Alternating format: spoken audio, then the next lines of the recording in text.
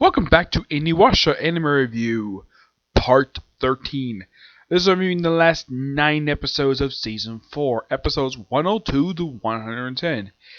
We're starting the Band of 7 arc. Yeah, even though I'm not actually done with the arc yet, it's the end of Season 4. Now you're probably thinking, okay, what the heck is the Band of 7? Yes, a group of... The way they explain in the series is that they are, in fact, a group of 7 mercenaries. And these are their names.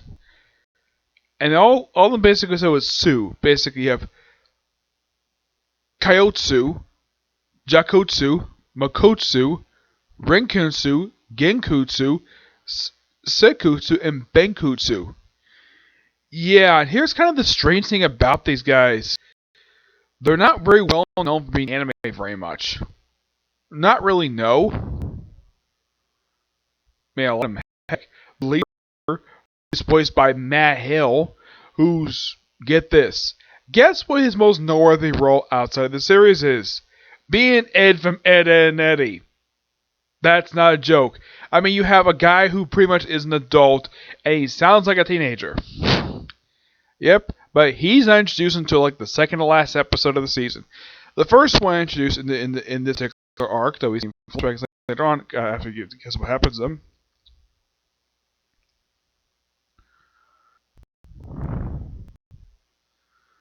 You have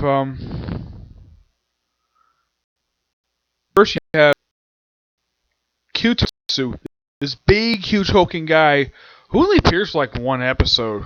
Though the rest of the time he does appear in the arc. Most from the episodes I watched, mostly in flashback. He shows up and what does he do? Goes after the Wolf Demon Tribe. Yep, the Wolf Demon Tribe. And he pretty much kills someone, like a good majority of them. And they have a connection. Of course, there's a connection here to the start of the season with Ayama making her return first time since episode 84. And she's only in this one episode. After this, she's absent for the rest of the season because she's gone protecting her, basically the rest of her tribe. And in case you're wondering, any mention of the promised marriage between her and Koga in this episode? There is a mild reference to it. Aside from that, it's not really delved into at all. Nope. How does Kaiotsu? Now, basically, these guys were eventually killed 10 years, at least about 15 years prior to present day. Because these guys are very bloodthirsty. Yep.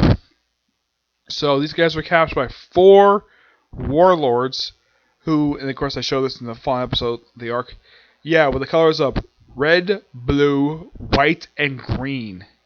And from looks of these soldiers, yeah, these are typical samurai. I've seen depictions of artwork and in actual films featuring their set in view of Japan. How are these guys killed? Well, they were captured by a general who's known as the Demon, and he had them all beheaded. All 7 of them. Yep. And then they're resurrected by Naraku. Why?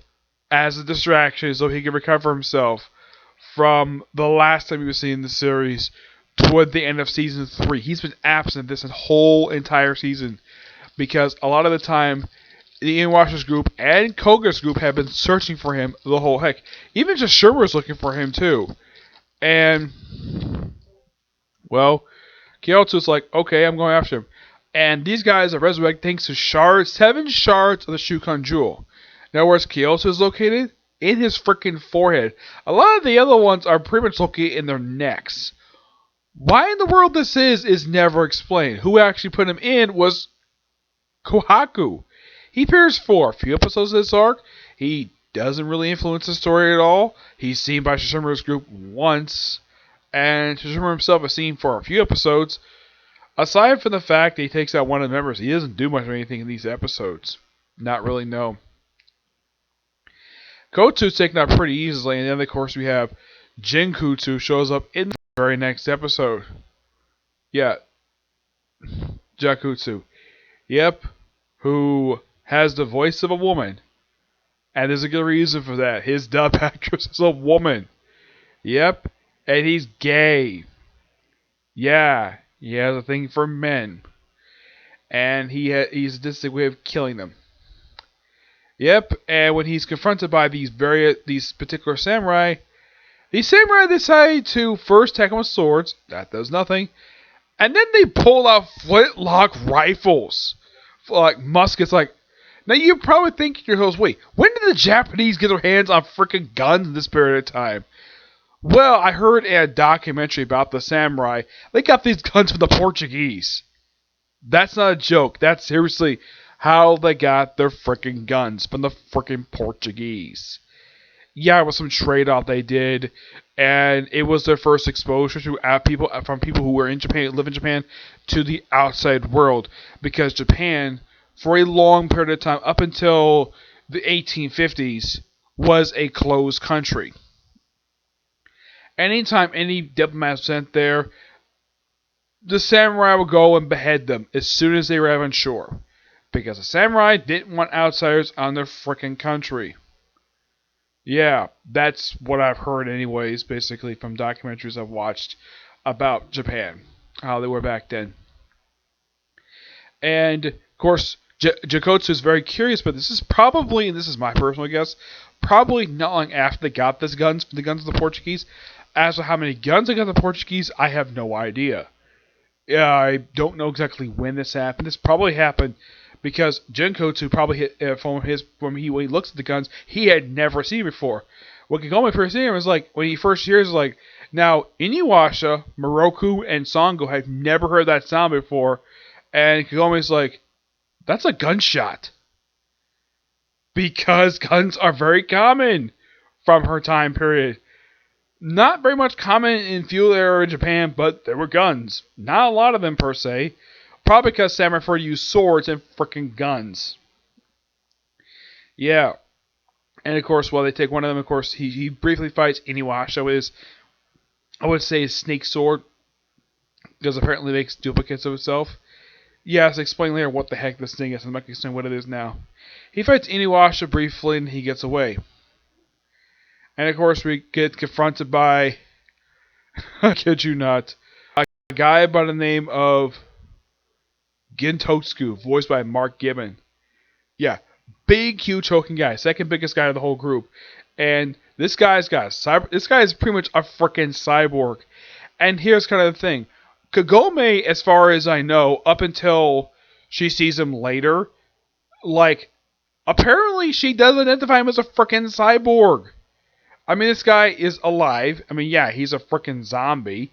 But the guy has got no internal organs. He's a frickin' cyborg that apparently the intelligent one of the group, Renkutsu, basically updated twice. And this guy also apparently had in his back, like, a big rifle, like a frickin' cannon, and saw blades.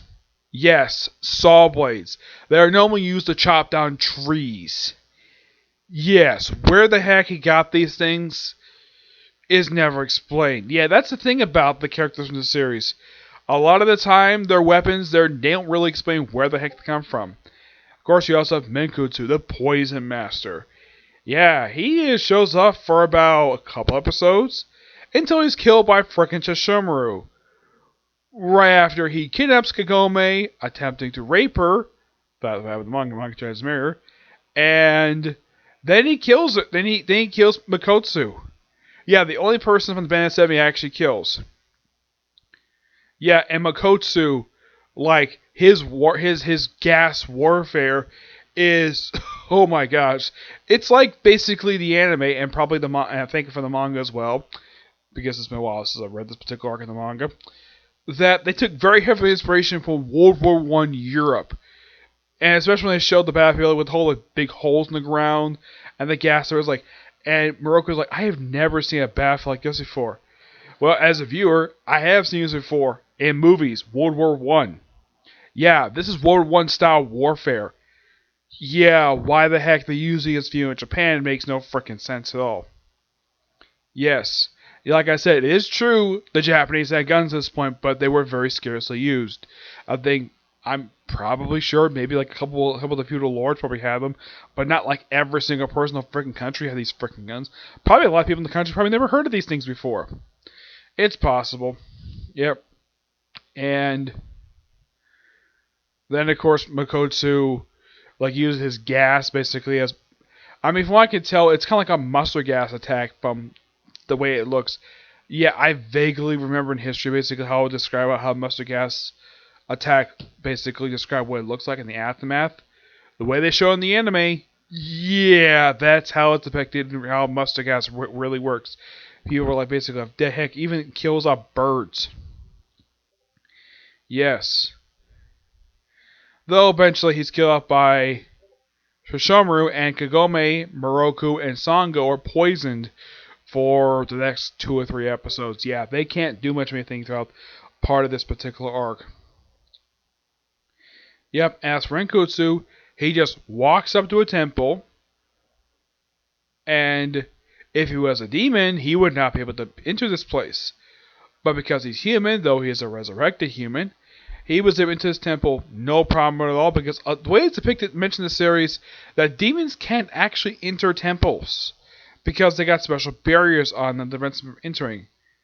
And he apparently off-screen decided to kill all of the monks at this temple, just so he can have this temple serve as a base operations for the Band of Seven. And it's a good thing that he doesn't show killing people on screen, killing like all off screen. And then later on, he's shown basically burying people. And of course, Genku shows up, talk later about Inuyasha briefly, and of course, he got a chance to fight Shishomaru. And what else? Yeah, and basically, he's kind of fallen for Inuyasha. Inuyasha can give two craps about this guy at all. Yeah, he probably doesn't care about him. Yep, so eventually he's sent to go after Koga. Yeah, Koga for some reason. Because he has to go after Koga. Koga briefly fights him and he gets away because he has to go rescue Kagome, which Renkotsu decides to burn down the temple after he talks to Inuyasha briefly about Naraku. About how very much he's not very trustworthy person. At all. Because Naraku is a dick. Yeah, he is. He's pretty much written that way the entire series. He's never changed his tone very much. I mean, yeah, his music for him is always fantastic, but the guy is a complete dick. That's basically Naraku for you. There are images of him seen throughout these episodes. He doesn't physically appear in these episodes at all. Not really, no. He's mentioned a lot in this whole arc. Yeah, and then of course, now, basically Inuyasha fights Gintosu like 3 or 4 times. So at first he basically fights him, and it looks like he beats him by burying him alive. Doesn't work. Excuse me. And he has a rematch with him at the steps of the temple, where he proceeds to use Windscar, basically hack the guy to pieces, though apparently the guy's head and part of his torso still moves. Somehow. It's not really explained.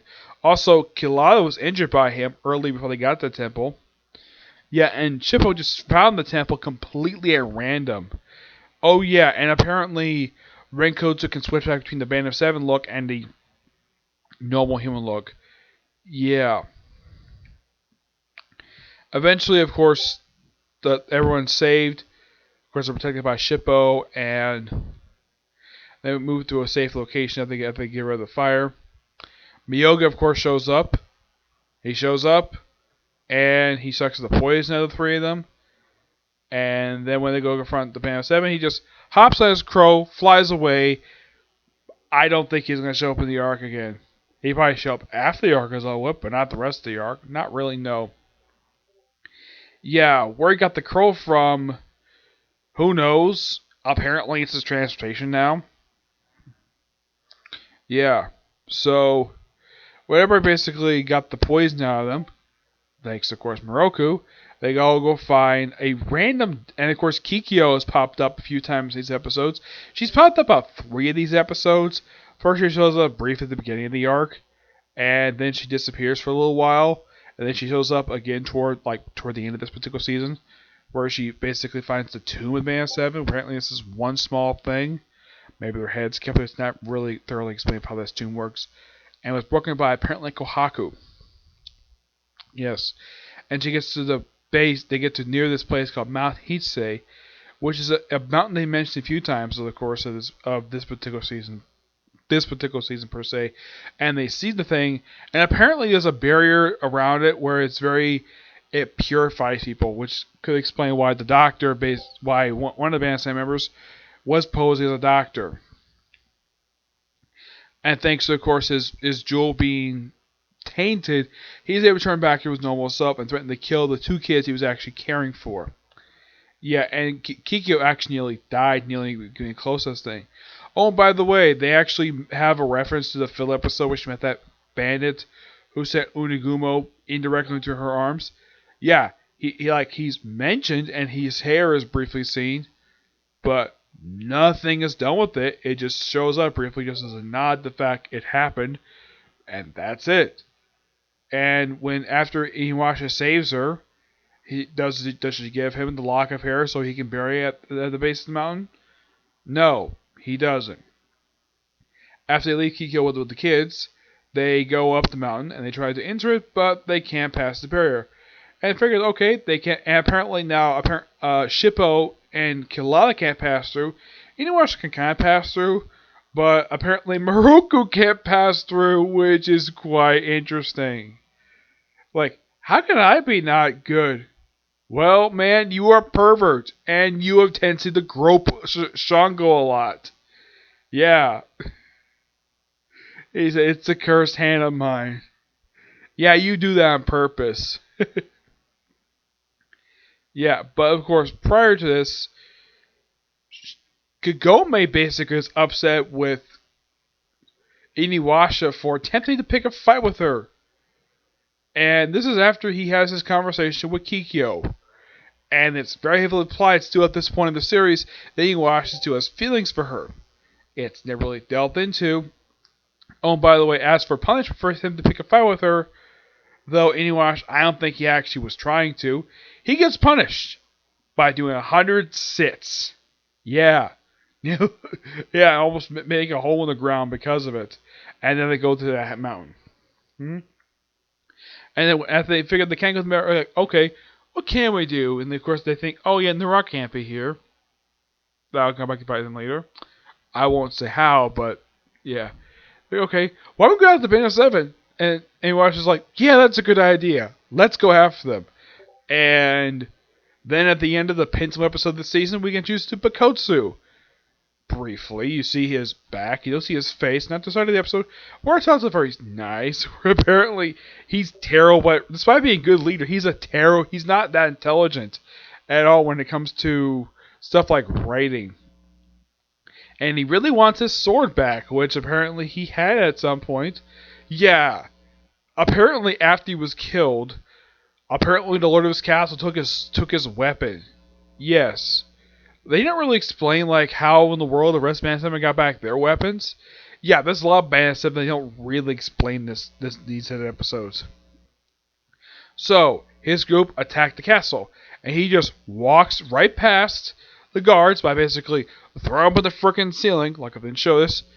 Basically walks past the lord of the castle, grabs his weapon, and says, "Oh yeah," before he went in, I killed 999 men before I died. And after he grabs the sword, it says 1,000. Killing the Lord and probably one of his generals. Even if he said he killed 1,000, it's actually 1,001. He miscounted. He kills demon generals, probably as revenge for killing him prior. And of course, he decides to. And of course, they go on a rampage, killing everybody in sight. And of course, Bakotsu chastises Jinkotsu for, hey, why couldn't you leave a woman alive so she can pour drinks? He's like, I don't think about that at all. Probably because it's gay. Yep. And they're hanging out there for a while until Koga shows up. Yep, Koga shows up. Without his men, surprisingly, probably because they're falling behind. Because that was a gag the whole season. Like, he's running around his normal speed, his super whirlwind speed, and his men, his wolves, basically have trouble keeping up. And of course, Inuyasha eventually finds him. And of course, well, he starts battling Jinkotsu for a bit, and then the episode ends with Inuyasha showing up, and then of course him fighting Jinkotsu briefly, and then Bakotsu at the end of the episode. Yeah. I gotta say, really good set of episodes and a good way to end season 4 for the show. Now you're probably thinking, wait, why don't I just continue with the arc?